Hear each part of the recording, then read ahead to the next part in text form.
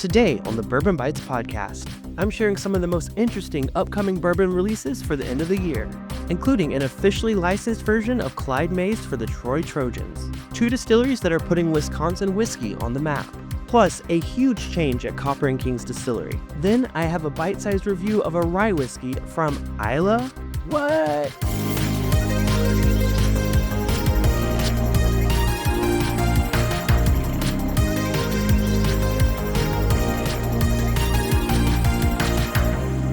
Hello, everyone, and welcome to the Bourbon Bytes podcast. I'm your host, Clifton, and this is the week of Thursday, December 4th, 2025. That's right, 2025 is almost over, and I've started compiling my list of top bourbons and whiskeys of the year. If you don't know, I do a live stream every year on YouTube where I count down my top 10 whiskeys every year.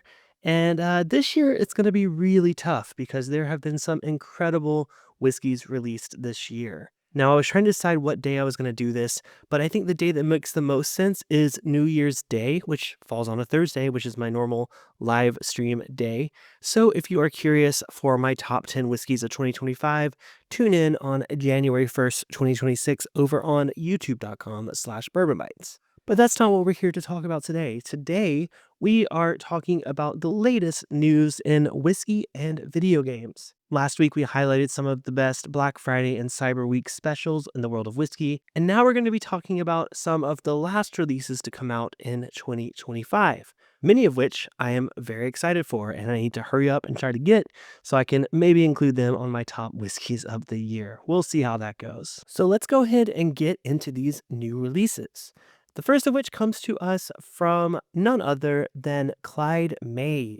So this year, they're yet again teaming up with Troy Athletics out of Alabama to create a special limited edition run of their cask strength single barrel bourbon whiskey. Now, this is available exclusively at Pete's Package Store, which I know is very, very specific, but I'm featuring it because this release sounds really good. This is a 6-year-old single barrel cask strength pick that was selected by members of the Troy Athletics administrative and coaching staff. Now, you don't have to know much about me to know I don't really follow sports very much, but I do love a good collaboration that's more than just a fancy label on something.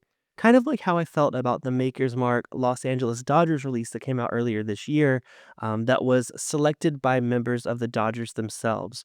So that's one reason I wanted to highlight this. This seems like a very similar thing. They are, taking actual local people from this university, having them do the pick themselves, and also having a really cool tribute label and pick for it. So this release is going to be priced at $90. It went on sale on Black Friday, but I don't think it's something that's going to sell out. I just know things like the Dodgers one took a minute to really sell. So I don't see this being widely popular, but I will say it makes me really curious to give it a try because my experience with Clyde May's is very limited. They have an 85 proof Alabama style whiskey, a 92 proof bourbon whiskey, a 94 proof rye whiskey, as well as some cask strength offerings. But cask strength age stated just sounds like a good buy. So if you are a fan of Troy University, definitely check this out. All right, well, continuing our news on new releases, this one kind of caught my eye. So I always love when I see breweries get into distilling, and this one is coming out with a bang. So we're talking about Central Waters Brewery, which is based in both Amherst and Milwaukee, Wisconsin. They are launching a brand new line of spirits under the name Great Blue.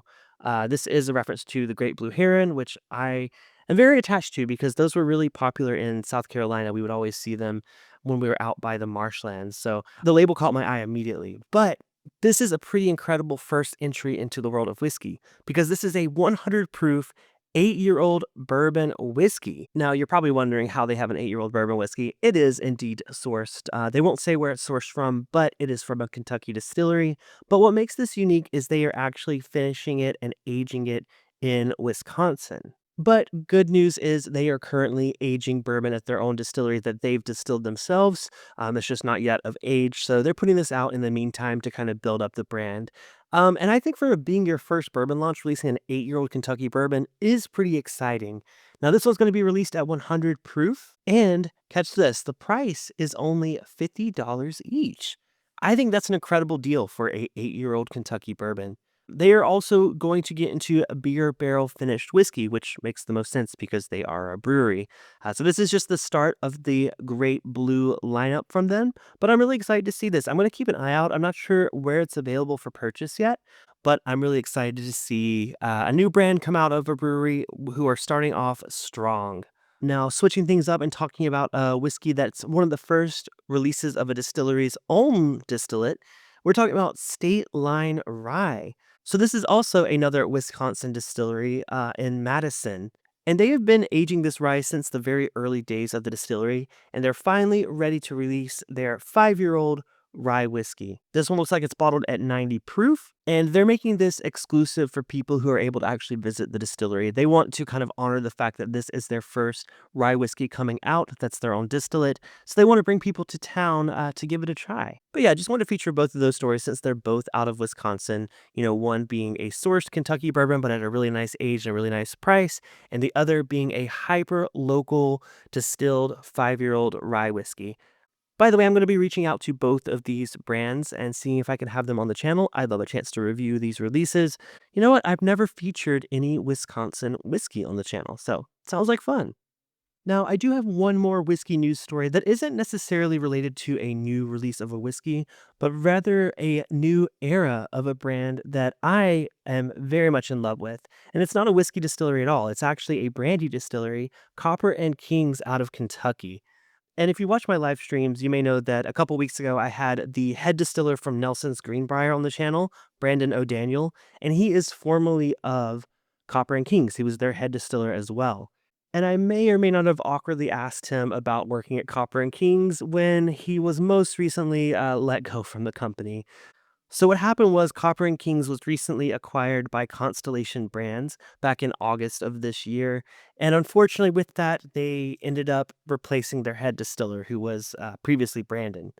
That was news to me. I would have never asked him if I would have known that, but they are doing a full relaunch of the Copper and Kings brand, and I don't know how I feel about it. So this was first announced back in November, back on the 10th. And instead of doing all the fun experimental stuff that they have been known for, which is what I love them for, they finish in so many different unique casks. They're actually just going to return to a core portfolio. So there's going to be a 6-year-old American brandy. There's going to be a 6-year-old American apple brandy. By the way, the first of which is a grape brandy. So the second one is an apple brandy. And then they're going to release a bourbon whiskey, which is new, I think. I don't think I've ever seen a bourbon out of Copper and Kings, so that's exciting. Now, they've completely reimagined the bottles. I don't recognize the branding at all. It's a whole new look. And it just, okay. I don't want to get into the politics of brands being bought out by conglomerates in the world of whiskey because I think sometimes it's not necessarily a bad thing. But when I look at a small distillery, I say small, but they have national distribution. But when I look for a unique, let's call it that, a unique distillery like Copper and Kings, who was really doing something different in the world of Kentucky spirits. I mean, they were based out of Butchertown and they were making a brandy. It just was so unique to them. I loved it. It seems like this feels like they're trying to bring it back to a simplified, traditional distillery experience versus the kind of craft uniqueness of what I loved about it. So they actually sent an email to people on their newsletter on November 21st, and they say they are setting out with a clear vision for the brand to build a bold new future for American brandy, one grounded in American craft, unafraid to be different, and the other committed to carrying forward the innovative spirit Copper and Kings has always embodied. The brand never followed the rules, making brandy in Bourbon County. So I think this might be in response to the negative reactions that people were giving to the initial announcement when they were kind of slimming down their core lineup. It seems like they're trying to kind of make good, like, no, we're not going to stop experimenting. But when you're taking the core team that obviously built up the brand and kind of pushing them out with the acquisition, I don't know. I just think that's not a good sign. And I don't know how much that has even been publicized. I'm only talking about it because he's mentioned it during my stream that he's no longer with Copper and Kings. So I can only assume, when the acquisition happened in August, that was kind of part of how it happened. I don't know the details. Again, I don't know for sure that they pushed him out, but I'm just speculating based on that conversation. What I do find interesting about this newsletter is it has a photo of a family, right? A husband, wife, and 2 kids. and it says, "Our family acquired Copper and Kings a few months ago." However, there is no information as to who this family is. There's no names in this email. There's literally not even like any information about the fact that it was an acquisition. It just says our family acquired it. So that feels a little impersonal. I would love to do a little research and see who this family is. Let's see if I can reverse image search. What I hope is this is not just an AI photo of a fake family to make me feel good about them being acquired. Let's hope not. Let me do a reverse image search on this family photo that was included in this email. Well, good news and bad news. There's no exact match of this photo found anywhere on the web. So that's a little disappointing. Okay, one last test. I'm going to run it through one of the AI image testers to see if it was AI generated. Again, I'm not accusing them of anything, but let me feed it in. Thankfully, it says that we're quite confident that no AI was used when producing this image. So, okay, I just wanted to make sure. Okay, you never know with these corporations, but it does seem to be a real family. I just have no idea who they are because they don't tell you in the email. But yeah, I don't know. I have mixed feelings. I want to know what you guys think with this acquisition. Again, I don't think all acquisitions by larger brands are always a bad thing. I think when they allow the brand to really stay true to their identity, keep their core people primarily, and just, really just have the advantage of having a backbone like a Constellation or a Diageo behind them or a Campari, even. I think it just depends on how they go about it. And just based on what I'm reading about this one, it doesn't seem like a good look, but I'll keep an eye out. I love their spirits. I've loved what they've done in the past, and I'm really hopeful that this isn't the end of my love of Copper and Kings, but definitely going to keep an eye out to see what this new core lineup brings, as well as if they will stay true to the fact that they are going to keep experimenting, because that's what I love about them in the first place. So, yeah, let me know your thoughts over on Discord. By the way, if you are not yet on our Discord server, I know I give a shout out every week about this, but it is a great community of whiskey loving friends from all over the world. We have folks from Australia, from Canada, from all over the US. And it's just a really great place to share our love for whiskey and more. We share hobbies, we share photos of our food, photos of our pets. So if you're looking for a good community of friends, you can check that out. Just go to bourbonbytes.com. You'll see a link to our Discord server there. I think it's labeled as the Whiskey and Gaming Lounge. But you'll also see things like my merch available for the channel, as well as how to join the Byte Club, which is my membership available for everyone. For as little as $2 a month, you can support the channel and be a part of the future by participating in polls, getting early access to podcast episodes and videos. And at the higher tiers, get access to fun things like our monthly movie night, our monthly exclusive tasting box, and more. So you can find all those details at bourbonbytes.com, and I hope to see you over on Discord. All right, well, before we get into our bite-sized review, I do have one piece of video game news that I think is pretty darn interesting. So a name that's very familiar to me, but may not be as familiar to a lot of you, Palmer Luckey. So Palmer Luckey, I first discovered him back when the Oculus Rift was being created. So this is now the Meta Quest, if you don't know, but it started out as the Oculus Rift, and it was a experimental developer kit type of first entry into the world of VR for modern gaming. And I did have one of the developer kits for the Oculus Rift. I was a big fan of early VR and followed that very, very closely. And Palmer Luckey was kind of the innovator of it all. Now, of course, he sold the brand to Meta, who was taking it actually in a really positive direction. So no shade to that. But in the meantime, he has been founding a company called ModRetro, and they've had some devices out for a while, most popular of which is their Chromatic device, which is basically a updated, revolutionized Game Boy Color. So it can play original Game Boy Color games, but they also license some original games and some classic games for this brand new console. And the advantage to using something like that product as opposed to some of the, really cheap Chinese knockoffs that we see all over the market is that this has been built from the ground up by someone that is incredibly passionate about gaming. So this is a cartridge console, so it's not like it has ROMs and stuff built into it. It does use cartridges. Like I said, it can play original Game Boy and Game Boy Color games, but it also features new and remastered games. They say it has a pixel-perfect display. It's a durable build, so it can be dropped. It'll survive. It supports multiplayer, and it allows you to record or stream gameplay to your Mac or PC via USB-C. Now, in addition to the high quality display you're getting, the other focus is low latency gameplay. So they have millisecond level match to the original Game Boy hardware. So you're getting a brighter, more vibrant image and that classic feel that you love without any of the delay. Because I know a lot of these knockoff console things, even though they are upping the graphic quality, there's visible lag. I mean, you can just feel it when you're playing it. You feel like it's running behind, it's running slow. This has the same level of latency as the original games. Anyways, we're not here to talk about the ModRetro Chromatic because they have a brand new console coming out and it is called the ModRetro M64. This is a collaboration with AMD and it is a basically the same thing as the Chromatic but for the Nintendo 64. As with the Chromatic, they are focused on latency. So this is one-to-one latency with the original Nintendo 64. It also has open source hardware and software support, as well as better compatibility. And it's great for streamers because this is built for the modern display. You know, people are asking, why can't I just have a regular Nintendo 64 and stream that? Well, because you're going to deal with things like converting the video signal from like CRT TVs to HD to 4K, whatever you want to stream. This thing captures it at pixel perfect quality. It comes in three colors, green, purple, and white, but they are all see-through, so you can see the mechanics inside it, kind of like an old Game Boy Color. Now, there's currently a wait list for this device. It's going to be released at only $199. Now, this matches the price of the Chromatic. That's also released for $200. So it just depends on what you're interested in. Are you interested in more Game Boy handheld games, or do you want the full Nintendo 64 experience in a modern package?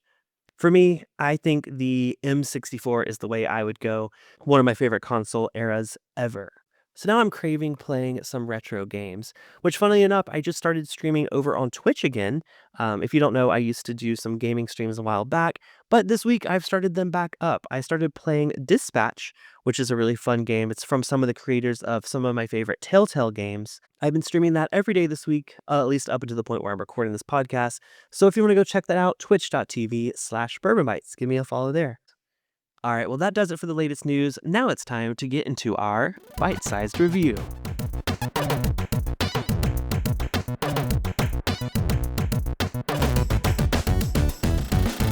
All right, well, like I said in the intro, this one is a strange one, but I'm very, very excited to give it a try. Today, we are reviewing the new release from Bruichladdich, which is one of my favorite Scotch distilleries, but this is something very unique to the US market. This is their Laddie Rye, a 7-year-old Islay single grain Scotch whiskey made with Islay-grown rye and Islay malted barley. So this was released exclusively for the US market last month. And as soon as I saw it, I knew I had to grab a bottle because when else can you try a Islay rye whiskey?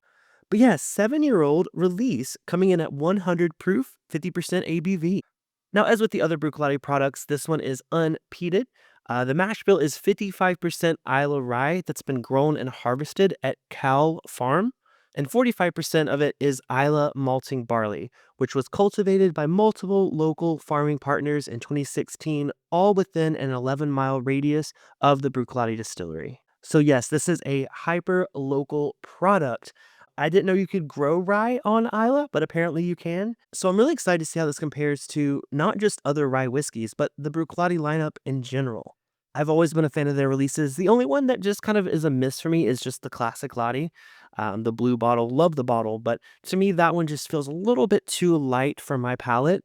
But some of the single cast releases I've had, as well as some of the other releases from the brand, have been incredible. So I'm really excited to give this a try. Pricing wise, it's only around $60 in my area, which is pretty crazy. Other than that, that's about all we know about it. So let's go ahead and get it poured. So like I said, this is a single grain Islay whiskey. Now, the definition for single grain really just means it's from a single distillery and it is a grain whiskey. And even though there is that 45% of that malted barley in there, it can't be called a malt whiskey unless it's only malted barley. So just a fun fact about the labeling there. Now, in terms of maturation, this was aged in a mix of first fill bourbon barrels and first fill virgin American oak barrels. They do say that the American oak is toasted rather than charred, which is interesting. But yeah, this is non-chill filtered, matured entirely on Islay, bottled using Islay spring water, and has no coloring added. With that all being said, let's go ahead and give it a nose. Ooh, fun. Okay, yeah, that is an interesting combo of that malted barley and that rye. I have had some American rye whiskeys that do have some malted barley in it, but not that high of a concentration. 45% malted barley. You can definitely still tell that it's there on the nose, but there's a bright bit of pepperiness that I think comes from the rye whiskey just jumping off the nose. What's funny is like it's less like rye bread and almost more like a sandwich made with rye bread. It almost has a meatiness to it, almost like a corned beef on rye, like a Reuben. One of my favorite sandwiches, by the way. But it has a bit of hefty savoriness that I think is kind of complementing that rye note. So it's not just the rye bread, but it's actually like a rye Reuben sandwich. A little bit of brine on it as well. I mean, I think that's something that I get on other Bruichladdich products. I don't think it's unique to this one, but it's interesting to see how it's working with that pepperiness. It's like salt and pepper on the nose. Would I say this smells exactly like a American rye whiskey? No, I think it's because that malted barley is still there on the nose. It still does kind of smell more like a Scotch than an American whiskey, but with a very unique character that I've never seen on any other spirits from Scotland. A little bit of sweetness, but still, it's a good mix of savory, salty, makes my mouth water in a really different way. All right, let's go ahead and give this Laddie Rye a try. Mm, ooh, that's fun. The oak actually is pretty upfront on the palate here. Like I said, they're using a mix of virgin oak and first fill bourbon cask, but you really can tell the age on this. With it being 7 years old, I think with a rye whiskey, it always tastes older than it is. And I'm getting that here. Some of those really rich characteristics that I would never get on a scotch are really showing up here. That's bringing the oak to the forefront of the palate. Also on the palate, it's kind of reminding me of one of my favorite experimental rye whiskeys, Barrel Seagrass. And I think that's because it uses an apricot brandy finish. This almost has that apricot quality to it without the finish. It's a flavor that I've gotten on some Irish whiskeys, believe it or not, but I've never gotten it on a scotch. It's a lot fruitier on the palate than on the nose for sure. Very bright orchard fruits. I'm thinking like pears, apples. It almost goes tropical, but I think that's just that apricot that's kind of throwing me off. And then on the back end towards the finish, the oak comes back and it has a bit of like a not smokiness like in an Islay kind of way or a peated scotch kind of way, but a smokiness and kind of just a bit of that toasted oak cask. I see that a lot on toasted versus charred barrels. It just is a lingering kind of smoky ashiness that kind of complements it on the way out. Now, even though I said on the nose it was reminding me of a Reuben, on the palate it's much more like a dessert. Not quite sure what, but it has a bit of like a egg tart kind of quality to it. Yeah, as it's going into the finish, it's that funky kind of apricot thing going on. Really unique. I really have had nothing like this, which is understandable, right? What a fun release. Like I said, right now this is US only. Very different from the classic Laddie. Even though it shares a similar name, I think this one is a much more interesting whiskey. Of course, I've had their Islay barley releases before, as well as things like Black Arts, so I'm very familiar with Bruichladdich. I just haven't had something this unique tasting, and it kind of bridges the gap between, American rye whiskey and Scotch. It's still heavily more in the Scotch region, but it's bringing out some of those peppery and oaky spices that I really love on American rye. So that's a fun one. Now, all things considered, I have to give it a score. Like I said, pricing is $60, 100 proof, limited availability, relatively, at least to the fact that it's only in the US right now. I will say this is such a fun product. It's such a testament towards their commitment to, the farming industry. I'm going to have to say this is an 8.5 out of 10. For 60 bucks, you get a fun, well-aged product that's unlike any other Islay-grown spirits I've ever seen. Honestly, this is a strong contender for my top whiskeys of the year just because of the fact that it's fun, it's different. I always reward things like that. I think I mentioned Barrel Seagrass earlier. That was one of my top whiskeys that year that came out because of the innovation. So I'm seeing a lot of those characteristics and flavor profiles in this whiskey compared to that one. So we'll have to see, but that is a solid whiskey. 8.5 out of 10, well deserved. If you guys are curious about this, definitely pick it up while you can. Like I said, it's a relatively limited release. I'm not sure if it's going to be a continued release in the lineup. I would assume it's probably more of a one-off product, at least for now. But man, this is such a unique product. And one thing I didn't mention, by the way, was color. I don't ever really talk about color, but with this being no color added, this is a dark whiskey. The color is very reminiscent of an American whiskey at 7 years old. So there's that. It did take on a lot of the color from what I'm assuming is those barrels and that rye. Overall, solid product. Very likely to make my top 10 list based on how it's going now. We'll see. Stay tuned. Like I said, youtube.com/bourbonbytes for that countdown at the 1st of January. But yeah, that does it for this week. Thank you all so much for listening. This has been a really fun episode. Like I said, you guys are welcome to leave comments or questions for the podcast by calling into our phone number, 916-642-9837 or 916-64-BYTES. Give me a ring or send me a text and leave a question for next week's episode. But until next time, this has been the Bourbon Bytes podcast, a whiskey podcast with a gaming twist. Cheers, make sure to leave a rating and review on your favorite podcast platform, and I will talk to you guys next episode.